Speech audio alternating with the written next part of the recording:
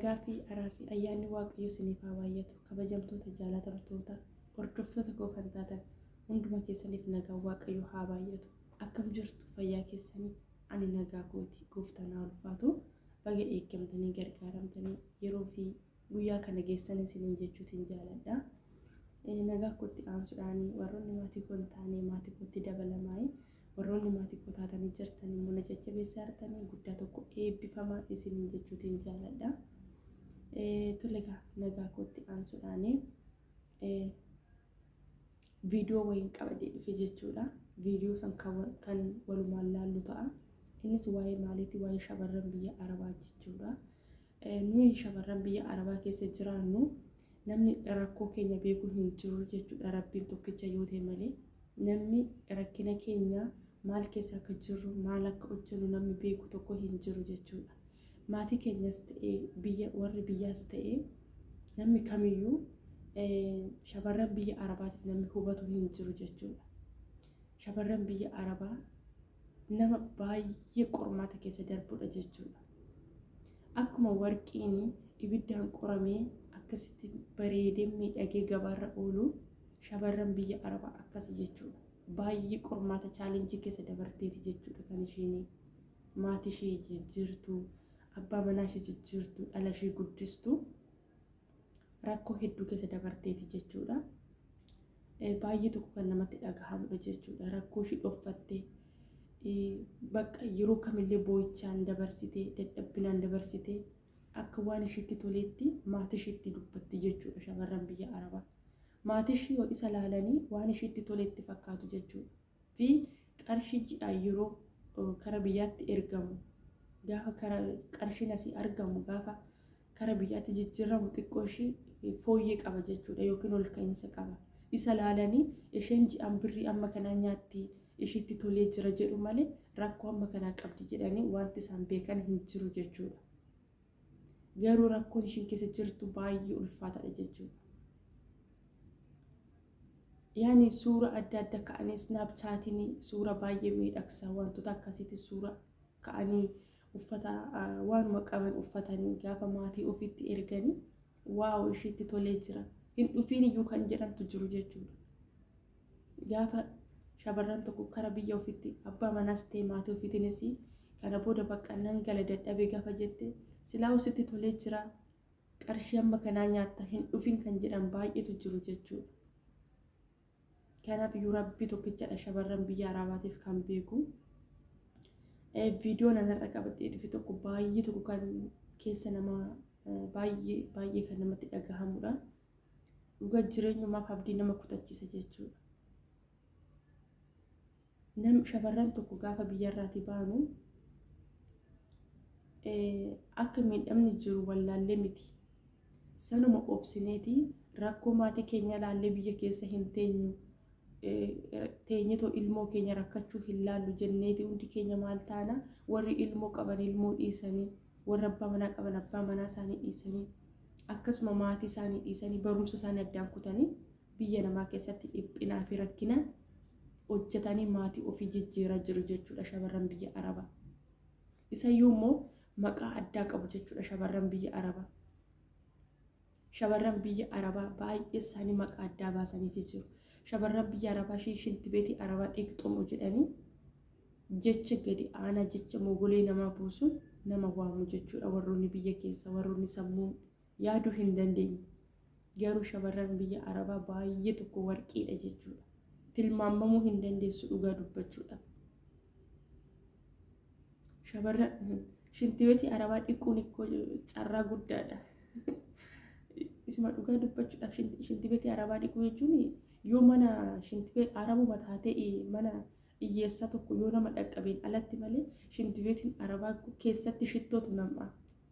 Keessuma osoo taa'anii midhaan nyaatanii kan nama hin jibbisiisnetu jira dhugaa dubbachuudhaaf. Itoophiyaa keessatti manni jireenyaa amma shinti beetii Arabaa kan ga'u hin jiru dhugaa dubbachuudhaaf. Garuu namoonni immoo akkuma waan shinti beetii Itoophiyaa wayii akka kinoo shinti beetii baay'een keessan ni beektu shinti beetii Itoophiyaa warroonni baadiyyaa keessa jiran hundi keenya ni beekna. Akkasumatti ilaalanii waanuma kan akkasii dhiqan wayiitti fakkaate shinti beetii Arabaa warra dhiqan shamarran biyya Arabaa jiru jechuudha. no dhugaa shinti beetii arabaa dhiquun carraa argachuudha. Dhugaa dubbachuudhaaf taanaan jechuudha. Isayyuu carraa isaa saniyyuu dhabee meeqatu rakkata biyya keessatti. Carraadhuma kana dhabeeyyuu meeqa isaaniitu rakkachaa jira biyyatti. Inni akkasas sinin jedha. Dhugaa baay'ee tokko yeroo baay'ee gaaffii natti ta'a jechuudha. Biyaansi haadha nama deessirraan kan ka'e namni rakkoo nama hubatu hin jiru. Haati ofii garuu osoo itti himatee rakkina kee beekti. Akkamitti akka ati dadhabde maal akka ati hojjette amma feedoo natti tole jette haati kee akkasitti hin tolleetti yaaddi. Garaa ishiitu beeka, harma ishiitu beeka jechuudha rakkina kee. Akka waan sitti hin mijanneetti beekti jechuudha haati ofii. Isarraan kanaaf obboleewwan ta'e abbaa ta'e namni jireenya biyya namaaf hubatu tokko hin jiru. Isaan maal laalu qarshii ji'aan. Jiini tokko darbinaan eessatti ergite birrii kee eessa goote gaafiin kanadha malee maal rakkatte maaltu si qunname kan jedhamu tokko hin jiru jechuudha. Dhugaa hedduu tokko namatti dhagahama. Waaqayyo ammayyuu dhugaa rabbii ijoollee biyya arabaa keessa jiran waaqayyo waliin haa ta'u. Humna isaa haa dabaluuf dhugaa rabbii baay'ee tokko ulfaata jechuudha. Asii warroonni biyya arabaa keessa warroonni mana isaanii hojjennu dadhabbina dhiisee waa tokko osoo dhukkubatte odoo si dhukkubeera boqonnaa fudhadhu kan jedhan hin jiran. Osoo si dhukkubu kan isaan hojii si ajajan. Osoo mataan kee si dhukkubu isi waan barbaade ta'e ciisi boqonnaa fudhadhu hin jedhan. Mana asitti biyya kanatti wanti gaaffii natti ta'u qorichi isaanii jechuudha. Tallaaja keessa taa'a. Gaafa mataan tokko na dhukkube jette mana hakimii si geessuun hin jiru. Tallaaja bananii kiniini siif kennu. Dhibee keetii fi dhibeen kiniini siif kenname sun waliyyuu hin argatu. Akkuma waan dhukkubbii isaanii si dhukkubee wayiitti si ilaalanii qorichi isaanii siif kennu jechuudha. Qorichi isaanii immoo tallaaja keessa taa'a dhugaa rabbi baay'een keessan arguu dandeessu. Amma ani gaafa asitti mataan na dhukkube gaafan jedhe ogasuma tallaaja ani garuu fayyadamu maqaa Yesuusiin. Garuu baay'een keessan beekuu dandeessu jechuudha. Isarraan iyyuu namni dadhabdanii boqonnaa fudhadhaa jedhan hin jiran. Sa'aatii 24 nama hojjechiisu. Isaan maal laalu qarshii isaanii ji'a san laalu malee dadhabbina kee waan akka siif hin beekan siif hin hubatan jechuudha. Dhukkubbii kee siif hin hubatan. Qarshii isaanii san laalu isaan. Dhugaa baay'ee tokko jechuudha. Mana inni iyyuu mana hunda miti. Manni qarshii isaanii ittiin kennin illee jiru. Manni hundi dhugaa rabbii hanqina baay'eetu jira jechuudha. Bakka nyaanni fi dhugaatiin hin jirre illee jiru. Bakki ijoolleen qarshii ofiitiif fayyadafaantu jiru. Nyaataaf dhugaatii jechuudha. Namoota baay'eetu jiru jechuudha kan nyaata ittiin kennin. Dhugaa waaqayyo hunduma keenya haa gargaaru. Viidiyoo wayii ilaallee walitti deebina. Viidiyoon qabadhee dhufe jechuudha. ያውላችሁ ዛሬ ከመስመር ላይ አይደለም ከህይወቴ ጠፍቻለሁኝ። ይሄ ሁሉ እቃ እኔና እሷ ነን ይሄው የሞትን ጓደኛዬና እኔ ወላሂ ከአሜሪካን ሰው ሊመጣ ነው። ኧረ ጸሎት አድርጉልን። ይሄ ሁሉ እቃ ወጥቷል። ይሄ ሁሉ እቃ እዩልኝ። ይሄ ሁሉ ሰው ከሰው ጋር ነው መቼም ሞት የሚረዳልኝ ሰው ጋራ እና እዩልን ተረዱልን እባካችሁ። ጸሎት አድርጉልን፣ ድረሱልን ሳንሞት። ያውላችሁ ይሄ ሁሉ ይሄ ሮብ ምናምን የሚጨመርበት መሰለኝ። ዛሬ ስናወጣ የዋልነውን የኩርሲ ጉድ ይውልን። ኩርሲ ስናወጣጣ ማለት ነው። እናንተ ገና መቻያችሁ። የውጭ ኮተት ከተመቸኝ በኋላ እናነሳና እንልክላችኋለን።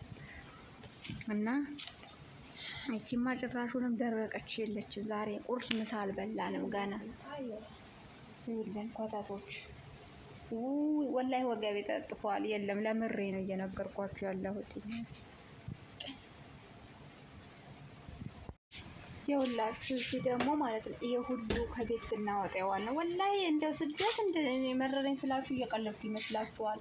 ከምሬ ነው። የሁላችሁ ይሄ ሁሉ ማለት ነው የክብደታቸው ክብደት ይሄንን ይውልኝ። እነዚህ ጣውላ ይሄ እንዳለ ኮተት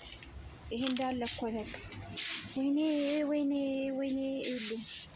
ይኸውልኝ ዛሬ አንድ ነገር ሳንቀመጥ ማለት ነው። ይኸውልኝ የእነዚህ ቴሌቪዥን ደግሞ ጉድ ማለት ክብደታችሁ ክብደት እንዳይመስላችሁ። ይኸውልኝ ይሄ ቴሌቪዥን ትንሽ እንደኛማ ስቃይ በዛበት ሰው አለ ብዬ አላስብም። ይህ ሁሉ ከቤት ነው ስናወጣ፣ የቤቱ ደግሞ አለ ገና ደግሞ እኮ አልታለቀልንም። የኛ ጉድ ገና ነው እላችኋለሁ። ገና ነው እንግዶቹ የሚመጡት ገና ነው።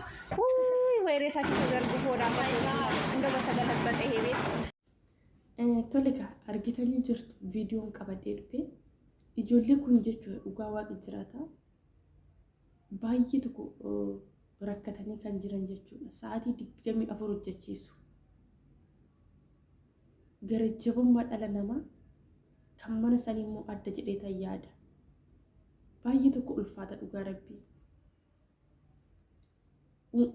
Odoo isaan dhukkubu kan jechuudha. Roomodaanii keessa tsoomii keessa illee odoo isaan tsoomii akkuma isaanitti kan isaan tsooman jechuudha. Osoo isaan fuxurii hin iffatarin kan hojjechiisantu jiru hojjechiisaa oolu jechuudha. Manni kun immoo addadha dhugaanii. Dubaay keessatti manni addadha natti fakkaata ta'e biyyootuma Arabaa hundatu tokkodha ta'e ani hin beekan. Baay'ee ulfaata jechuudha dhugaa rabbii.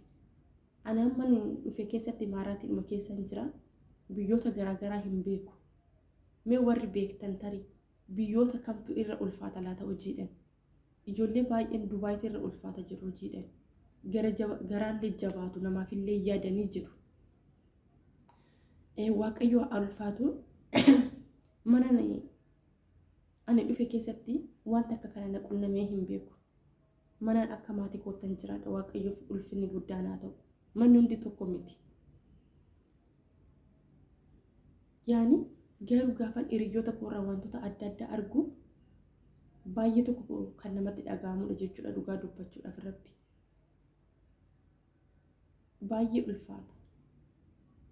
Amma ka ijoolleen kun jechuudha akkasitti dadhabanii akkasitti hojii hojjetanii gaafa qarshii biyya isaaniitti erganii waanuma isaaniitti toleetti erga fakkaata maatiitti jechuudha. Isaaniyyuu maatiin sinitti tolee jira qarshii amma kana fudhattoo maal hojii dhuftu jedhuun. Baay'ee tokko namatti dhaga'ama dhugaa. Seenaan ijoollee kana baay'ee fagoodha. Kan kana caalu immoo baay'eetu jira. Baay'ee isaaniitu jira jechuudha kan kana caala miidhamaa jiran. Nuti gaafa biyyaa baanu hojjennee maatii ofii jijjiirree ofiis jijjiirraa jennee biyyaa baanii kana sitti lubbuu isaanii dhaban meeqatu jiru.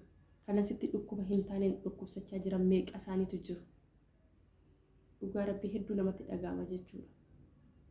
Shamarran biyya Arabaatiif Waaqayyo haa birmatu.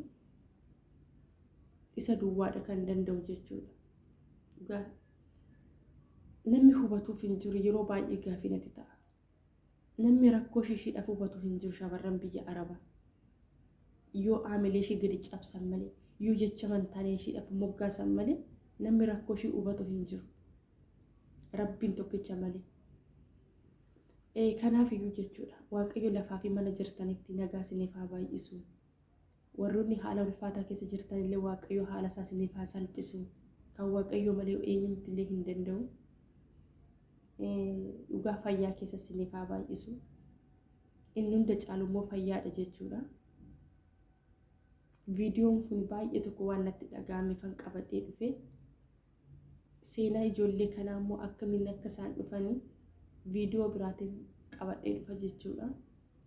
Isarraallee viidiyoo sanirraa akka barumsa argattanii abdiin qaba jechuudha. Tokkoffaa karaa namaa dhufuun baay'ee ulfaata jechuudha.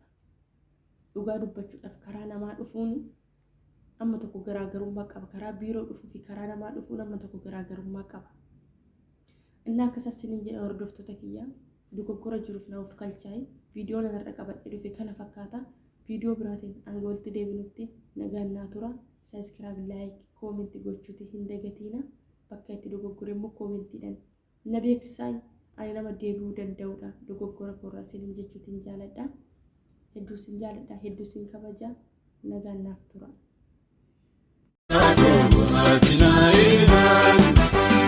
Atina